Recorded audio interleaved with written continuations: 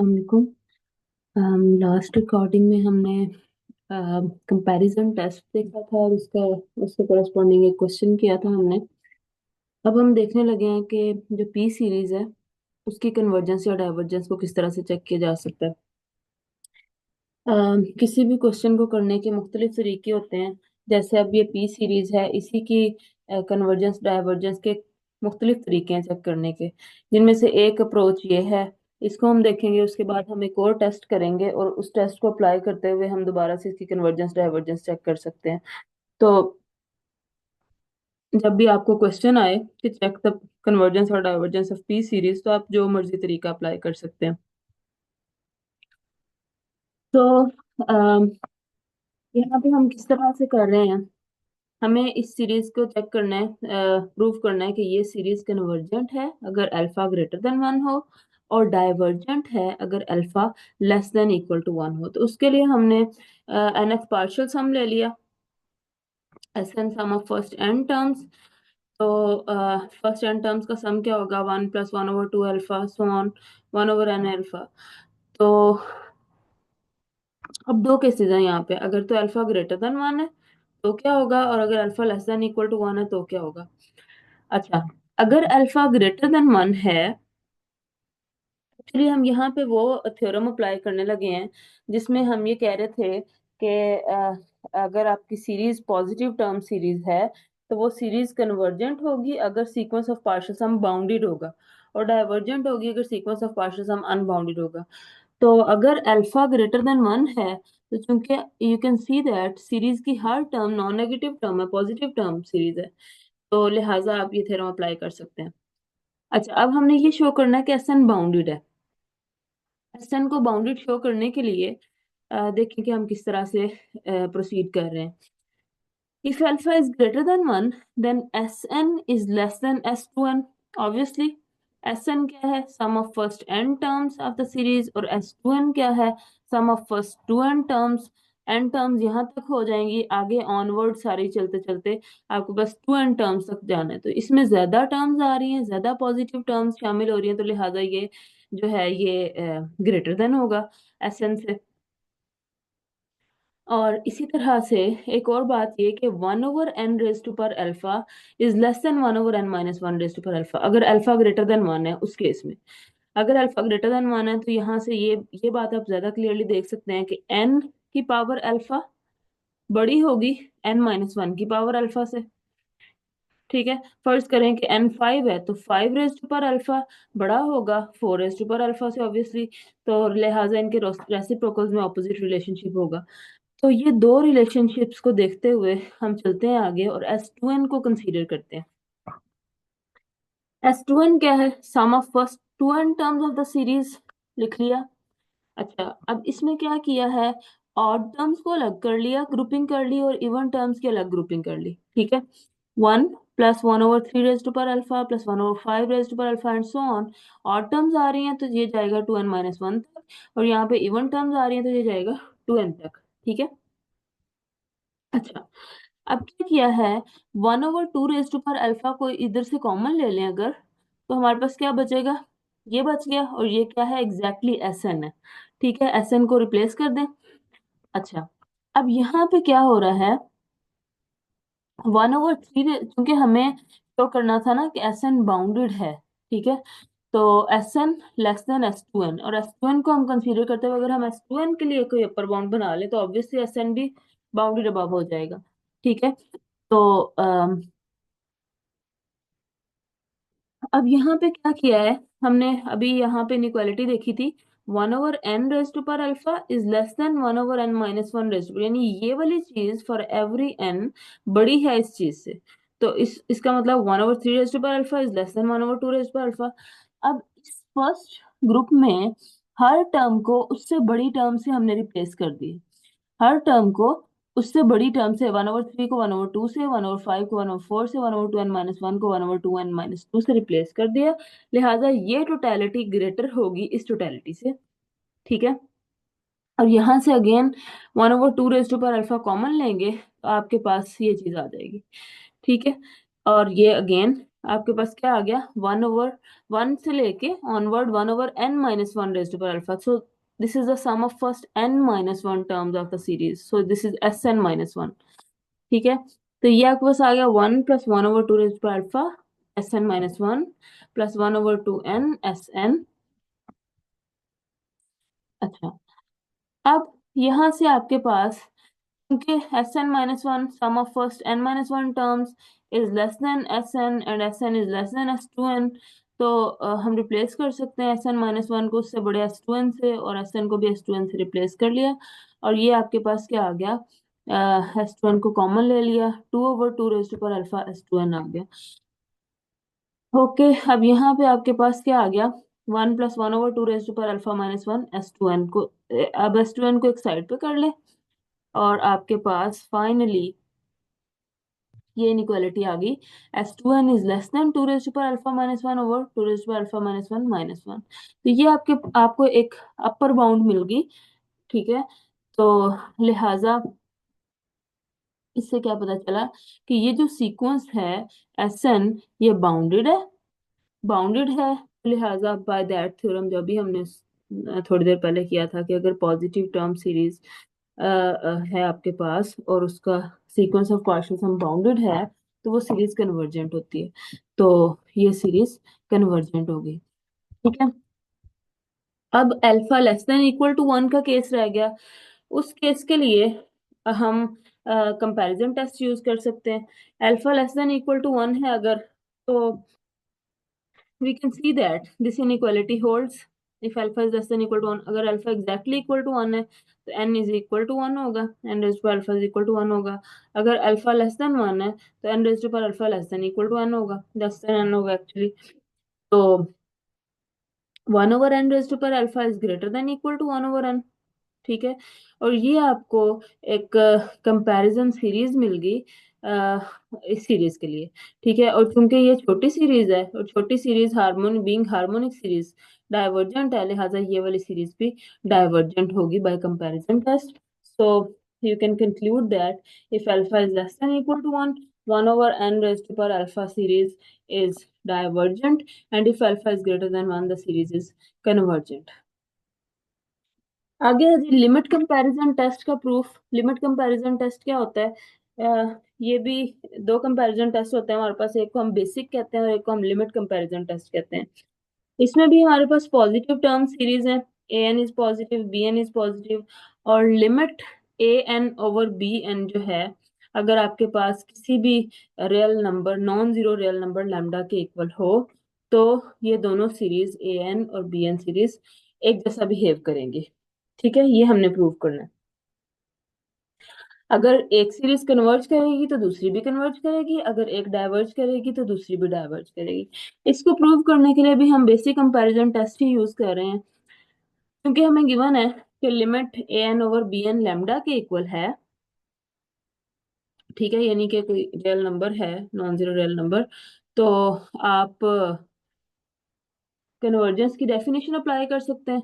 Convergence की definition क्या कहती है, सिंपली जो डेफिनेशन होती है सीक्वेंस की कन्वर्जेंस की, for every epsilon there exist N N not such that absolute value of A N over B N minus lambda is less than epsilon for all N greater than equal to N not. ठीक है, तो चूंकि this inequality holds for every epsilon, अगर हम epsilon को कोई fix positive number lambda by 2 ले लें, क्योंकि हर एप्सिलॉन के लिए ये इनइक्वालिटी वैलिड है, लिहाजा for particular choice of epsilon this ये इनइक्वालिटी अगेन वैलिड होगी।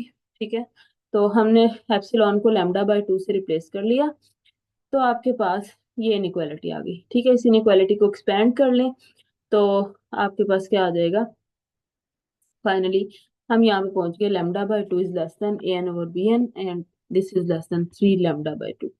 अब ए एन जो है वो लेस देन हो गया 3 लैम्डा बाय 2 बी एन से, और बी एन लेस देन हो गया 2 बाय लैम्डा ए एन।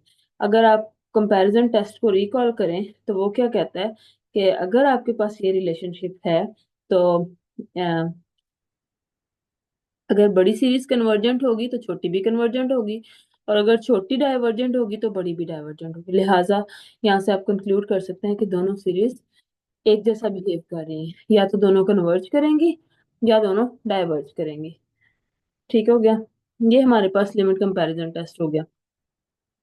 अब लिमिट कंपैरिजन टेस्ट को यूज करने के लिए भी आपको कोई सीरीज दी होगी और आपको एक गेस सीरीज बीएन खुद से लेनी होगी। ठीक है। तो उसके लिए एक तरीका तो ये होता है कि अगर आपके पॉलिनोमियल्स दिए हैं, यहाँ पे एक नोट मैंने दिया हुआ है कि बीएन सीरीज किस तरह से चूज करनी है। अगर तो आपका आपकी जो एएन वाली सीरीज है वो दो पॉलिनोमियल्स के क्वोशंट की फॉर्म में दी है, फर्ज करें कि सीरीज आपकी दी हुई है N cube plus 3n² plus 2n over n² plus 1, इस तरह इस टाइप की है। तो आप bn आसानी से किस तरह चूज कर सकते हैं कि आप bn लेंगे n raise to power minus alpha. Alpha जो होगा वो न्यूमरेटर और डिनोमिनेटर के हाईएस्ट एक्सपोनेंट्स का डिफरेंस होगा, यानी अगर ऊपर 3 पावर है और नीचे 2 पावर है हाईएस्ट, तो 3 - 2 आप ले लेंगे, 1/n bn ले लेंगे। ठीक है। तो इस तरह से आप चूज कर सकते हैं। हाँ, अलबत्ता अगर आपकी सीरीज कोई पॉलिनोमियल की फॉर्म में नहीं दी हुई तो आपको थोड़ा सा इस चीज को देखना पड़ेगा, जैसे कि ये एग्जांपल दी हुई है। तो चेक करें कि ये सीरीज जो है ये कन्वर्जेंट है या डाइवर्जेंट है। इसमें एक वेरिएबल भी शामिल हो रहा है एक्स। ठीक है। अब यहाँ पे इन्होंने bn जो है वो 1/n³ ले लिया। अब चेक कर सकते हैं कि bn 1/n³ लेने की क्या वजह है, क्योंकि हमने लिमिट an/bn करना होता है। ठीक है। तो हमें कुछ ऐसी फाइनल फॉर्म चाहिए होती है जिसमें कि हमारे पास लिमिट की वैल्यू आसानी से निकल सके। जैसे अब यहाँ पे जब आपने an/bn किया, तो क्योंकि bn 1/n³ लिया हुआ है, तो आपके पास कुछ इस तरह की फॉर्म आ गई finally, x² limit sine theta over theta. ठीक है। ये वाला थ्योरम, यानी आप डायरेक्टली लिमिट की वैल्यू 1 यूज कर सकते हैं। ठीक है। और आपके पास लिमिट an/bn की वैल्यू आसानी से निकल सकती है x²। राइट। तो अब यहाँ से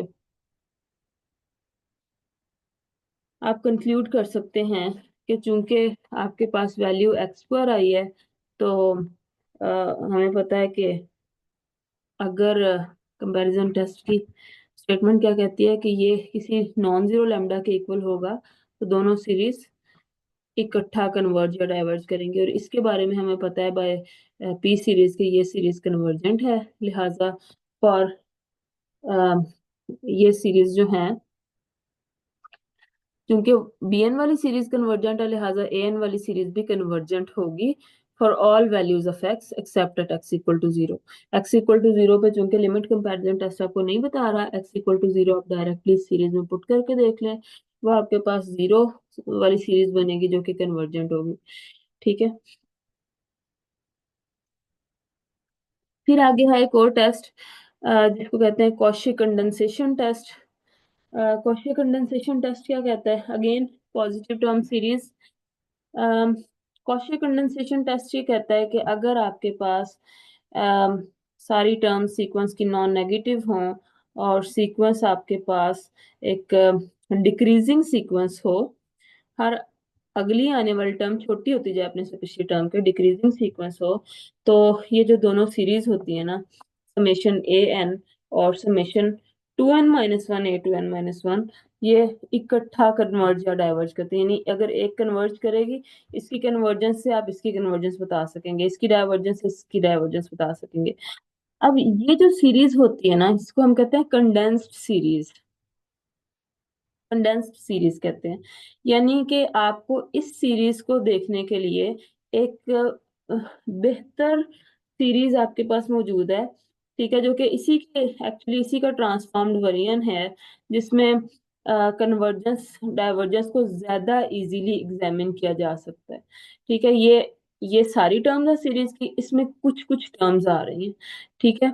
पावर्स ऑफ 2 वाली टर्म्स हम ले रहे हैं, a1 a2 a4 a8 a16, और सारी टर्म्स को फिर वेट्स दे रहे हैं उनके ओरिजिनल सीरीज में लोकेशन के हिसाब से।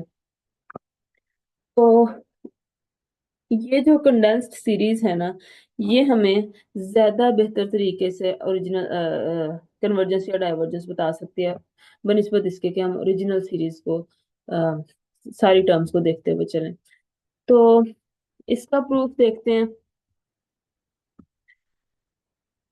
अच्छा, हमने क्या किया जी, ये दो हमारे पास सीरीज है, ठीक है। इसके इसका पार्शियल सम ले लिया और इसका पार्शियल सम ले लिया। इसके पार्शियल सम को एस एन कह दिया और इसके पार्शियल सम को टी एन कह दिया। Sum of first N terms s N, sum of first N terms a one से लेके एन तक की टर्म्स का sum. T n, sum of first N terms. अब ये जैसी सीरीज है, इसकी एन टर्म्स का सम भी ऐसा ही होगा। ए वन प्लस अगली term two A two plus so on two N minus one A two N minus one, ठीक है। अच्छा, अब ये देखें कि एएनस चूंकि सारे नॉन नेगेटिव हैं और ये इनइक्वालिटी होल्ड कर रही है, N is less than equal to two raise to power N minus one and two raise to power N minus one is less than equal to two raise to power N minus one. इसको हम induction के जरिए से भी show कर सकते हैं, या आप कुछ टर्म्स यहाँ पे मैंने लिखी हुई हैं कि किस तरह से होल्ड करती हैं इनइक्वालिटीज। कुछ टर्म्स अर्ली वाली लेके तो चेक कर सकते हैं कि ये किस तरह से होल्ड करती हैं। ये जो है एन जो है ये लीनियरली ग्रो कर रहा होता है, लेकिन ये two N minus one exponentially grow कर रहा होता है। इसी तरह से इसकी ग्राउथ भी एक्सपोनेंशियल ग्राउथ से ज्यादा होती है, लिहाजा ये इनइक्वालिटी सोल्व करते हैं। ये यहाँ से आप देख सकते हैं। अच्छा, अब चूंकि ये बात होल्ड करती है कि ये एन जो है less than equal to two N minus one से, और two N minus one less than equal to two N two raise पर एन माइनस वन से, तो लिहाजा और चूंकि टर्म्स जो हैं वो नॉन नेगेटिव टर्म्स हैं। अब एन छोटा है तो एस एन छोटा होगा S two N minus one से, ठीक है। और S two N minus one sum of इतनी टर्म्स छोटा होगा सम ऑफ इतनी टर्म्स से, क्योंकि ये टर्म्स की तादाद ज्यादा है, ज्यादा इंक्रीमेंट हो रहा है, मतलब टर्म्स ज्यादा शामिल हो रही हैं।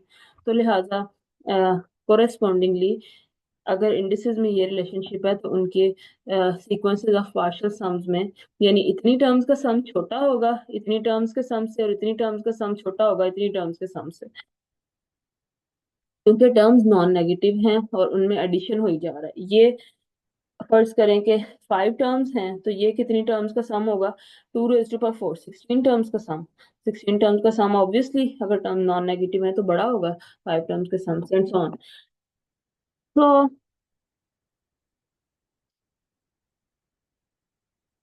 अब हमने क्या करना है, हमने S two N minus one को कंसीडर किया, ठीक है। एक्चुअली यहाँ पे भी हम अपर बाउंड्स शो कर रहे हैं कि एस एन और टी एन जो है ये बाउंडेड है, और उसके जरिए से हम इसको कंक्लूड कर रहे हैं। अच्छा, तो कंसीडर किया हमने S two N minus one को first two N minus one terms का सम, ठीक है।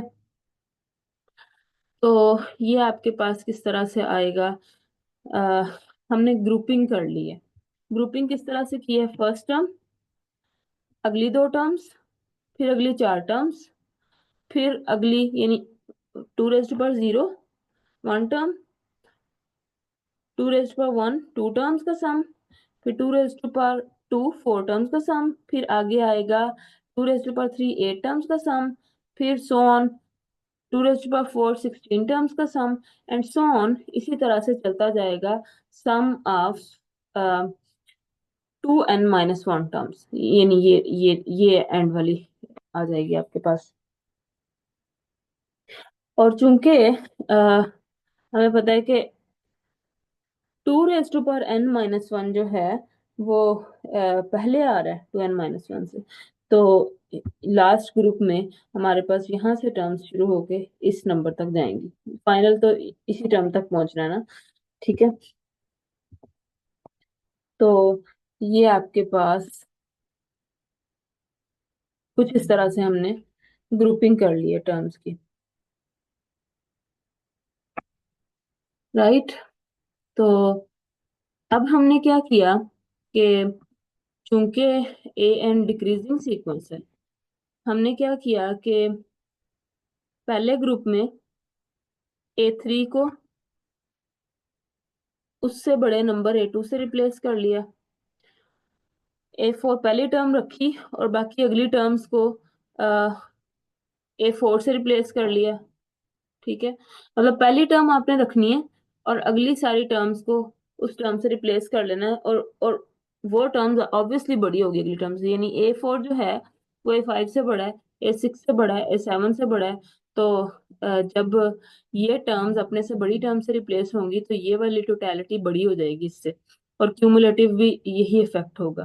ठीक है, सिमिलरली ये A2n-1 पहले आ रहा है, तो ये बड़ा होगा अपने से आगे आने वाली सारी टर्म से, तो इससे हमने रिप्लेस कर लिया। अब ये हमारे पास क्या आ गया है,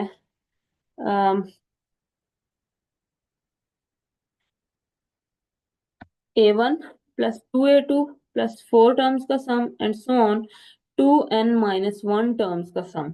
ठीक है, 2n-1 टर्म्स टाइम्स A2n-1। तो ये आपके पास एग्जैक्टली Tn के इक्वल आ गया। तो now, since Sn is less than S2n-1 and S2n-1 is less than Tn, so we can conclude that Sn is bounded above by Tn। अच्छा, ये हमारे पास एक इनइक्वालिटी आ गई। अब अगेन हम कंसीडर करने लगे S2n को, फर्स्ट 2n टर्म्स का सम। तो फर्स्ट 2n टर्म्स का सम इस तरह से लिखा जाएगा, A1 से लेके ऑनवर्ड A2n तक। अगेन हम इसमें किस तरह से ग्रुपिंग कर रहे हैं, A1 और A2 को इधर ही ऐसे ही रखा। ठीक है, अगली दो टर्म्स का सम A3 प्लस A4। ठीक है, फिर 2 की पावर 2 टर्म्स, 4 टर्म्स का सम, फिर 2 की पावर 3 टर्म्स, 8 टर्म्स का सम, फिर 2 की पावर 4 टर्म्स, 16 टर्म्स का सम, एंड सो ऑन। ये कितनी टर्म्स का सम होगा, ये जाना तो A2n तक है, लेकिन हमें ये चेक करना है कि ये जो ग्रुपिंग हमने की है उस हिसाब में, जैसे देखे ना, ये पहली टर्म, ये दूसरी टर्म, ये इस ग्रुप में 2 टर्म्स हैं, और पहली टर्म है A3। इस ग्रुप में 4 टर्म्स हैं और पहली टर्म है 5। इस ग्रुप में 8 टर्म्स हैं और पहली टर्म है 9। ठीक है, अब सवाल ये है कि इस ग्रुप में कितनी टर्म्स होंगी। ठीक है, ये हमें चेक करना है।